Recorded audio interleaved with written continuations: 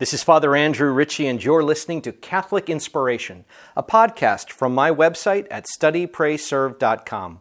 These homilies, presentations, and retreats form part of my ministry as a Catholic priest for the Diocese of Superior. And now I invite you to open your hearts to some Catholic inspiration.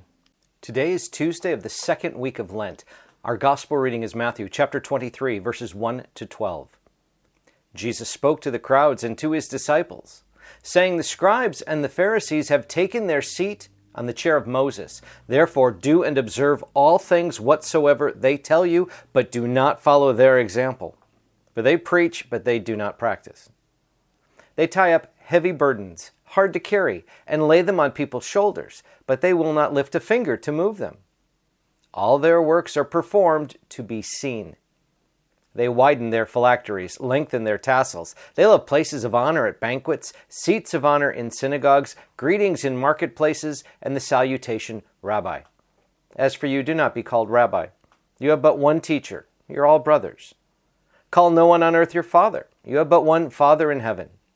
Do not be called Master. You have but one Master, the Christ.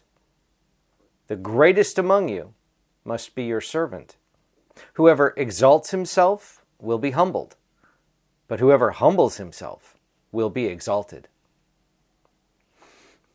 So here you have Jesus speaking to the crowds, speaking to his disciples, and giving them a lesson, a practical lesson regarding the way we live and act. Be a servant. Care for others. Have that outward direction of our lives. It's not focused on ourselves, but rather it's focused on the people around us. And just to add to it, not just be a servant, be a humble servant.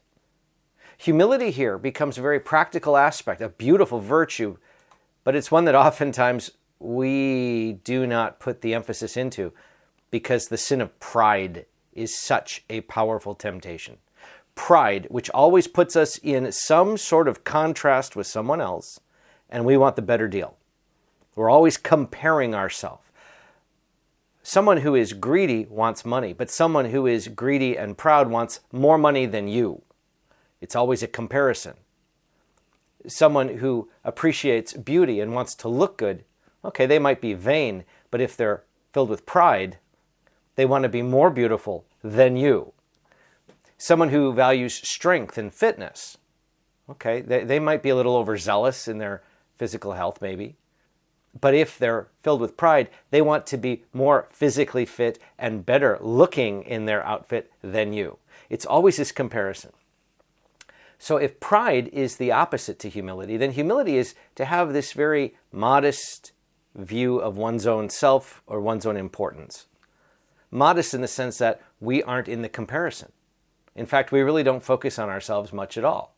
We do what we're supposed to do. We take care of ourselves, and we take good care of ourselves, taking care of fitness, taking care of our deportment, the way in which we act, the way in which we look and live. But the focus isn't on us. We're stewards of what we've been given, but the focus, if you're going to be a servant, is outward. And this is the invitation.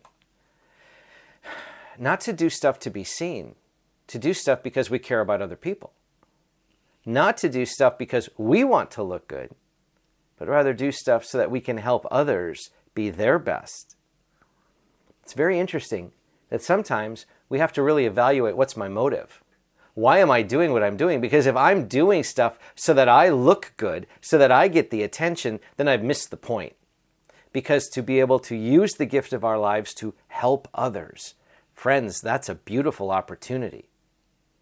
And when we make the most of that opportunity, God works through us. God then can take our words and our actions and amplify them.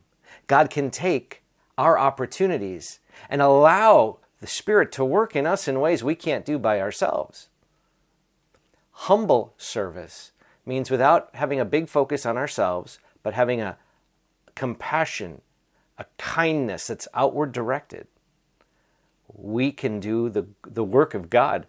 We can offer uplifting words in our speech. We can act and interact with others in profoundly fruitful ways because the focus not being on us but being on others allows us to be a conduit for God's grace to flow out into the world. I want that for all of us. I want all of us to be able to make it better because we're taking in oxygen on this rock. Humble service.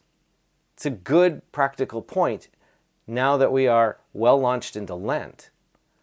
And therefore we have to maybe reflect on where can I serve people in my life right here, right now?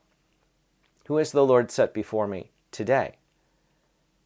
Because friends, remember, maybe it's within our families, a neighbor, a friend.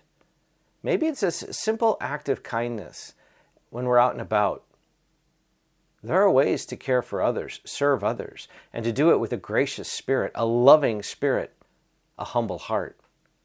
And when we do that, we're following the command of Jesus. And we're allowing Jesus to work through our lives by what we say and do. God bless you all. This is Father Andrew, and I hope this podcast inspires your faith. Now, if you found it helpful, please share it with a friend.